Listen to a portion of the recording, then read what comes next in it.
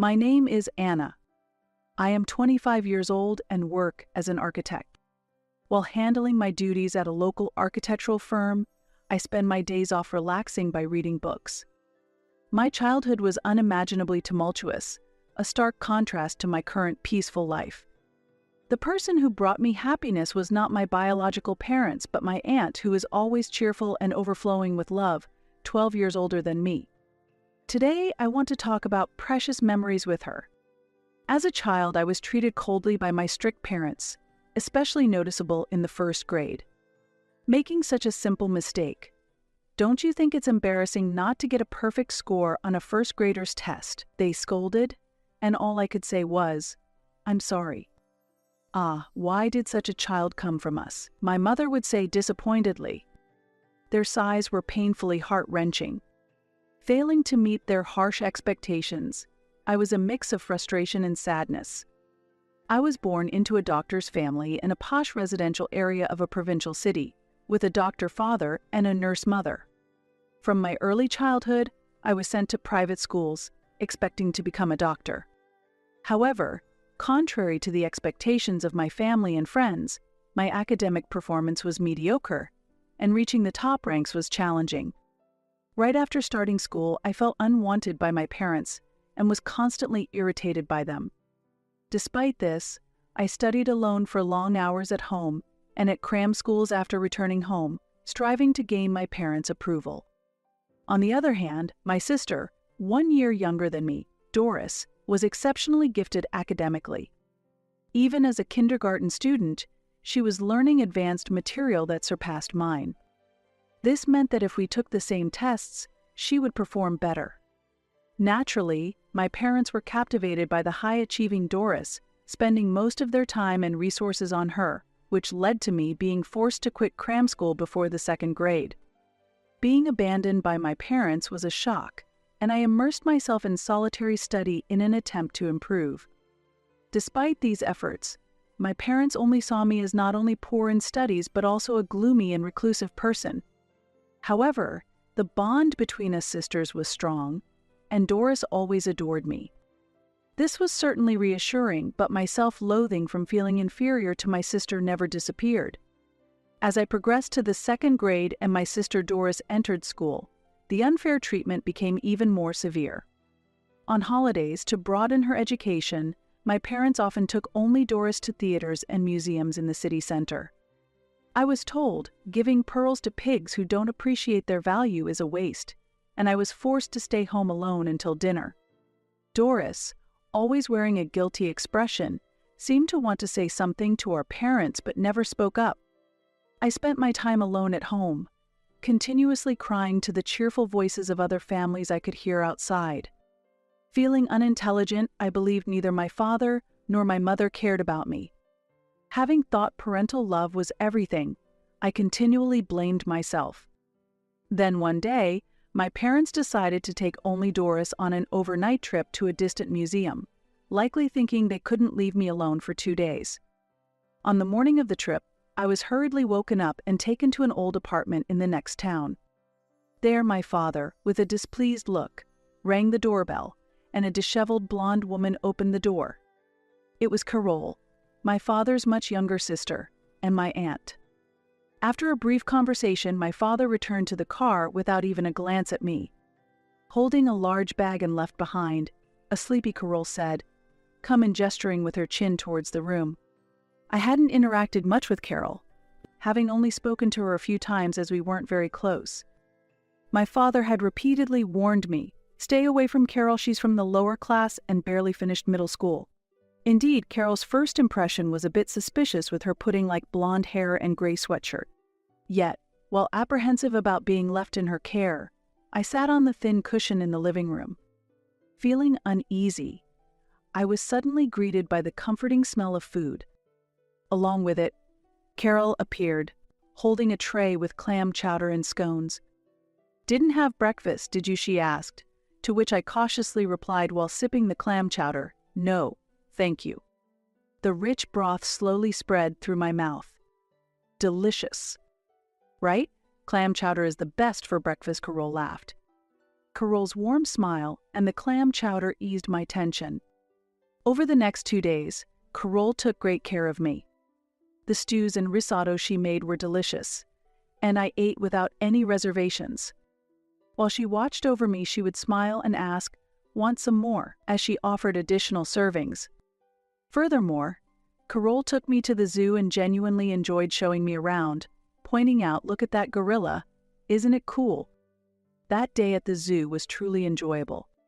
From then on, whenever my family went on trips, I was always left in her care. Carol always welcomed me warmly. Gradually, I came to trust her and was genuinely drawn to her warm personality. Carol often said, "I always wanted a little sister like you," and treated me with great care. However, while my parents continued to leave me with her, they spoke ill of her. I heard that Carol had troubles during middle school and did not go on to high school. According to my father, she ended up in a bottom-tier job and barely made a living. "If you don't want to end up like her, don't slack off in your studies," my father would say half-jokingly when he was drunk. I had always believed my father's words as absolute, but I found it hard to accept his assessment of Carol. She was skilled in cooking and a very good person. I could not understand why she was spoken of so negatively.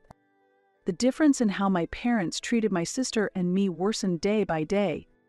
By the time I was in 3rd grade, I was given only the bare minimum of clothes and food, barely avoiding a report to Child Protective Services. Although my parents were known as local dignitaries, outsiders would never imagine they were capable of such behavior. When I focused on studying, I was told, "You're a nuisance if you don't leave the room, so get out," and was chased outside. Whether I studied or not, the situation was harsh. I wasn't allowed to return home until dusk, and without any trustworthy friends or adults, I had to spend my time learning in parks or libraries. However, on weekends, Carol warmly welcomed me. Carol was the only one who cared about my health. One day, as I was eating the fluffy omelet she had made, Carol suddenly made a proposal. "Anna, would you like to live with me?" she asked. As I sat stunned, she gently stroked my head with her cold hand.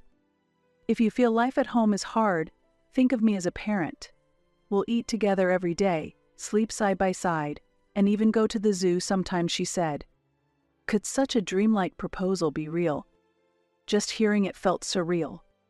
"But you might not want a dumb parent like me," she laughed self-deprecatingly. I blurted out, "That's not true." Her proposal was incredibly appealing. However, I questioned whether I could truly wish for such a thing. Carol was still unmarried, and I worried that living with me might burden her. Additionally, I considered whether my parents would see it as a betrayal. "Carol, is it really possible for me to live with you?" I asked quietly. Carol gave a thumbs up and replied with a smile. "It's okay. Okay." It was an irreplaceable moment. I strongly desired to become like family with Carol, and made up my mind. Later, Carol discussed this with my parents, but their opposition to me living at her house was surprisingly strong. It seemed to stem not from affection but rather from a concern for social appearances. They disliked the idea of having to explain to the community why one family member was missing. After much discussion, it was decided that I would simply stay as a lodger at Carol Clay's house, and no adoption took place. Once everything was settled, things moved quickly. With just my essentials and my school bag, I moved to Carol's house. On the last day at home, my parents coldly said, "Don't neglect your studies. If you become a nuisance and trouble us, we'll send you to an institution right away." Only my sister seemed genuinely sad about my departure. But even my young sister could sense that I was being neglected by our family. As she tearfully said goodbye, she told me, "Big sister, I love you." Though I still harbored feelings for my family, my sister's tears pained me. When I appeared before Carol with mixed emotions, she greeted me with a beaming smile, exclaiming, "Yay, I'm so happy you've come to stay with me." At that moment, I vowed to become a family with Carol that neither of us would be ashamed of. Starting a new life with Carol was not without its challenges. Support from my parents was minimal, and I had to transfer from a private to a public school. Despite this, every day was filled with joy. When I struggled with homework, Carol would sit with me and look through the textbooks, trying her best to find the answers together. Even when I didn't score perfect on tests, she would celebrate my 90%, saying 90 points is amazing. You're really something, Anna. With Carol's support, I gradually became more outgoing, made friends to play with after school, stopped going to cram schools, and spent less time studying. Strangely, my grades improved even without much effort, and I was able to maintain top marks in my class. The chronic stomach pains and fatigue that I had disappeared a significant change for me. I believe they were due to the stress caused by my parents' strictness during my childhood. By the time I reached 6th grade, I had grown emotionally, the influence of my parents began to fade, and I freed myself from the narrow worldview they had created. As my sister got older, she started sneaking out to visit me at Carol's house. She was still performing well academically, which made our parents proud, but she seemed to have other interests and often expressed her frustrations to me. When Carol cooked, my sister would watch with shining eyes and always help out by her side. 8 years flew by since I started living with Carol, and I enrolled in a national university's architecture department. There was a special reason I chose this faculty. Also, because I received a grant-based scholarship, I didn't need to ask for financial support from my parents, and I didn't burden Carol either.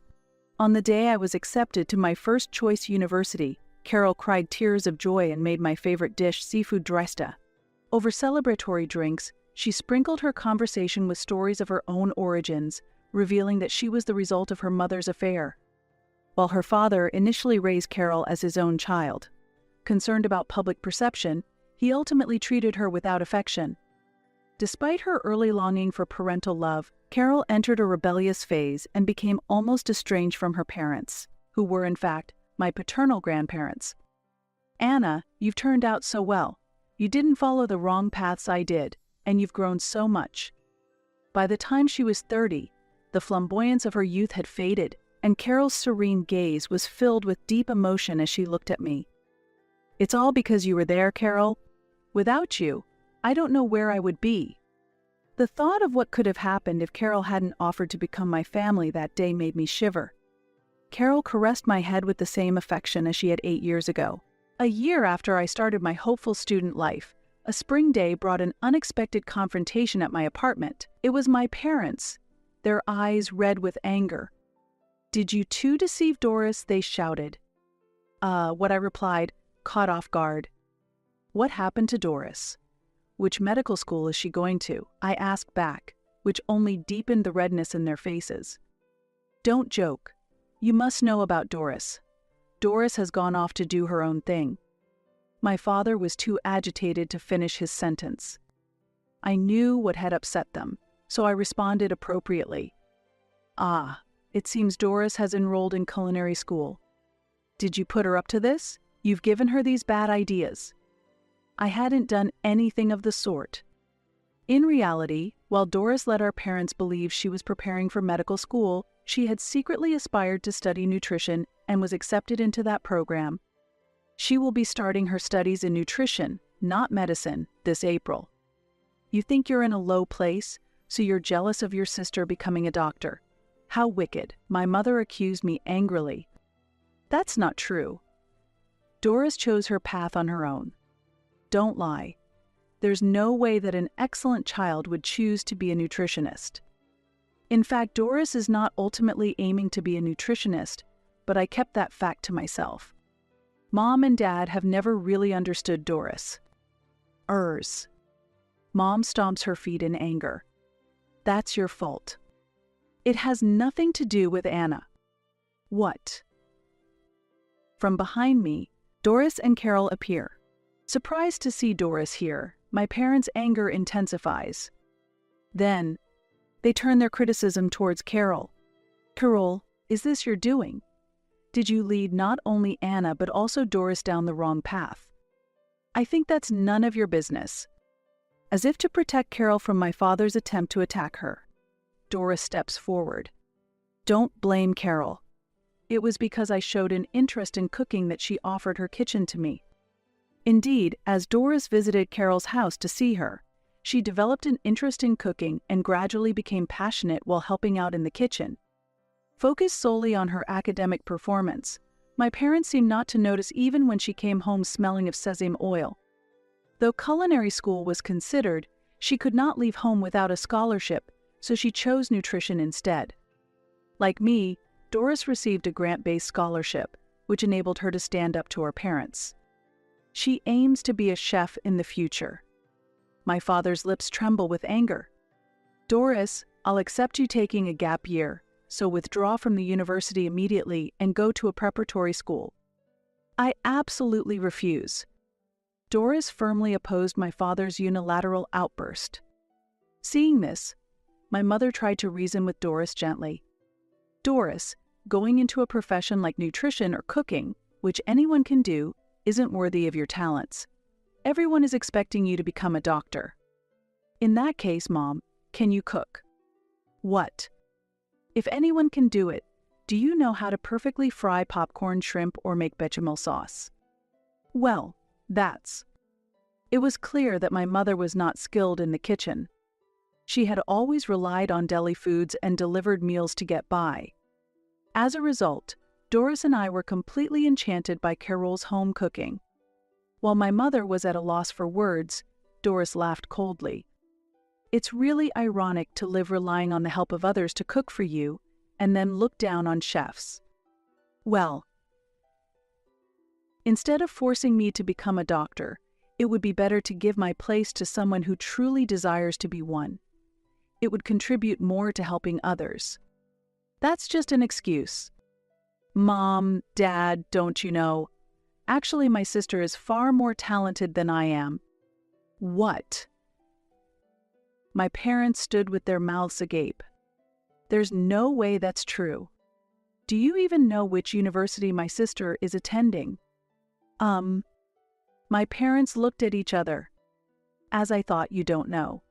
You also don't know how excellent the architecture department is at the university she attends. She was accepted into a national university's architecture program because she is academically excellent. While it might be an exaggeration to say Doris is more talented than I am, it's a fact that I became a top student thanks to Carol's support. It's true, Mom and Dad. You wouldn't know how well I did in school because you never attended any of my parent-teacher conferences. With that, my parents lost their momentum and fell silent. I looked at them with a cold gaze. The success in raising Anna wasn't due to you, but thanks to Carol. Doris laughed as if she had given up. That can't be true. It's impossible. Don't worry. I've arranged for my tuition myself, and I'm prepared to live on my own. I've already moved my things. You didn't notice, did you? What? The color drained from my parents' faces as they had been furious just moments ago. Carol watched this unfold, looking completely fed up. You both were only ever interested in grades. It's a shame that your wonderful children weren't understood for who they are. Feeling humiliated, my parents groaned in discomfort. Being pitied by Carol, whom they had once looked down upon, must have been the ultimate humiliation. But that was the reality. My parents found no words to retort. Eventually, Doris left home that day with the help of a friend, relocating to another state, over 5 hours away by car. I didn't expect this incident to prompt any improvement in my parents' behavior or make them back off from Doris and me. When I advanced to my second year of university, my parents suddenly called me. I couldn't shake off an ominous feeling. No matter what they say, I would firmly refuse to return home. We met at a restaurant they frequented, but when Carol accompanied me, my parents clearly showed their displeasure. As soon as we sat down, they spread out numerous pamphlets on the table, all from universities with medical schools. What's this? We're giving you a chance to retrieve for medical school. Isn't that a good deal? We're offering you a chance to redeem yourself. Show that you can surpass your sister because of whom you've been looked down upon. Such an unexpected turn of events. How foolish. They really don't understand. But I decided to play along, just for amusement. Really? I'm so happy. Maybe I can actually get in here. To think that you both care so much about me. I really should be thankful." My father nodded, looking pleased with himself. My mother's face also brightened. As if that could ever be true. I couldn't hold back my laughter and burst out laughing.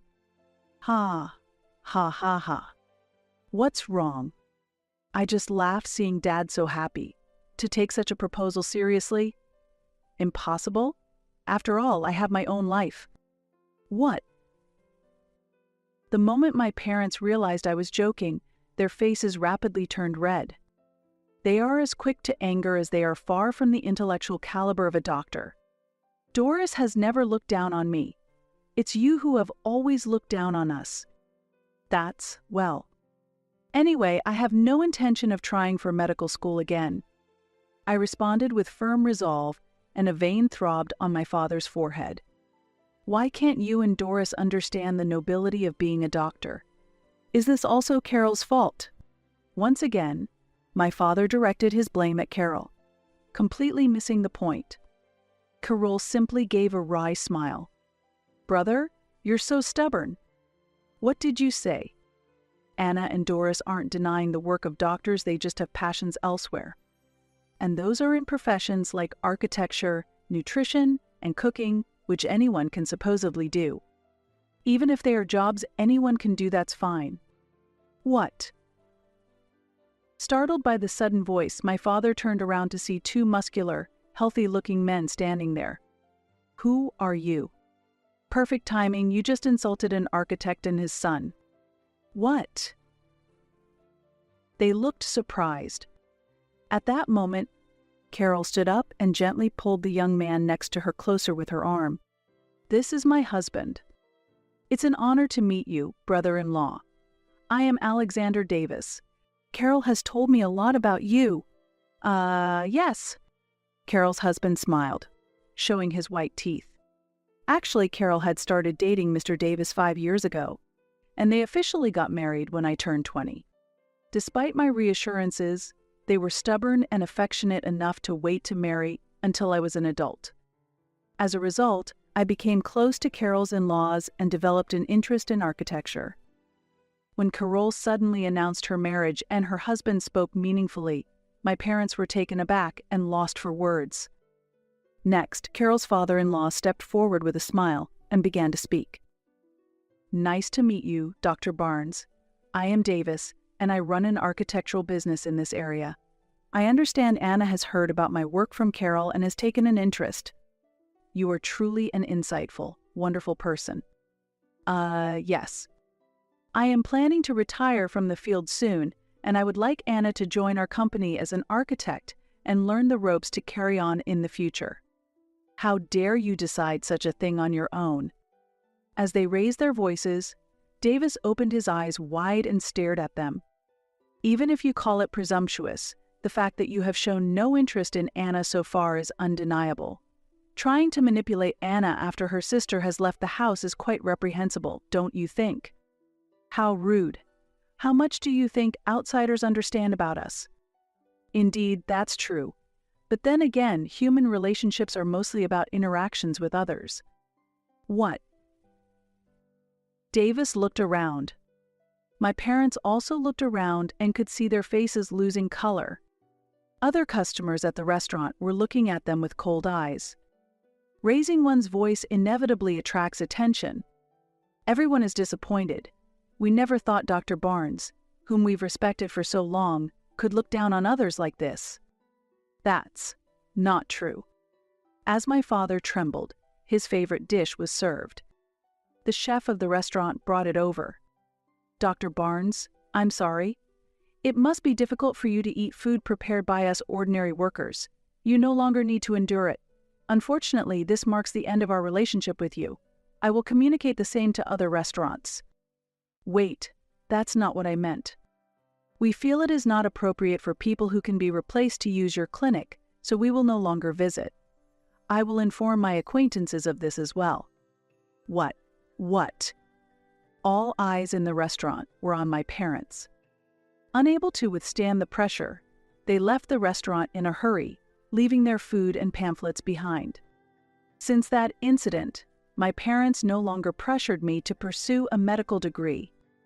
After some time, they approached me pleading, "We want to clear up everyone's misunderstandings." It seems the incident at the restaurant led to a significant decrease in their patients.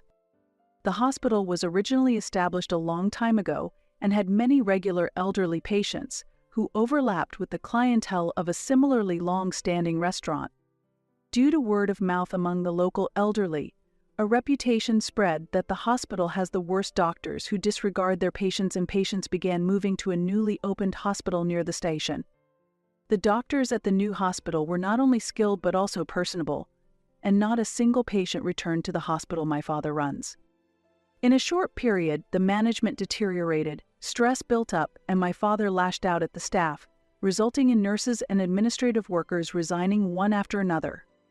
This further fueled rumors that the hospital has an ethical problem with its doctors, leading to a continuous decrease in both staff and patients. Operating the hospital had become a financial burden. My parents believed that if I could clear up the misunderstandings, everyone would return, but once a bad reputation is spread, it is not easily erased. In fact, most of the reputation was based on truth, so there was no need for correction. However, some exaggerated stories also existed. For example, there's a story about my father standing up in a restaurant and yelling, "This incompetent chef," and demanding an apology from the chef. Though this isn't true, I strangely have a memory as if I had witnessed such a scene. Eventually, the family-run hospital had to close, and there were voices of blame from relatives. Unable to bear the humiliation, my parents sold our proud family home and started a reclusive life in the countryside. 5 years have passed, and I have successfully built my career as an architect, working for the architectural firm run by Carol's in-laws. While I still have a way to go compared to the top designers, I am diligently working every day to achieve my dream. That dream is to design the diner operated by Doris and Carol. Additionally, Doris and I hope to open this place once a week to the local children. Just as Carol saved us, we want to give back to the children. This is a deep wish and lifelong vow for us sisters. Supported by Carol and colleagues who share this dream, I am living a fulfilling life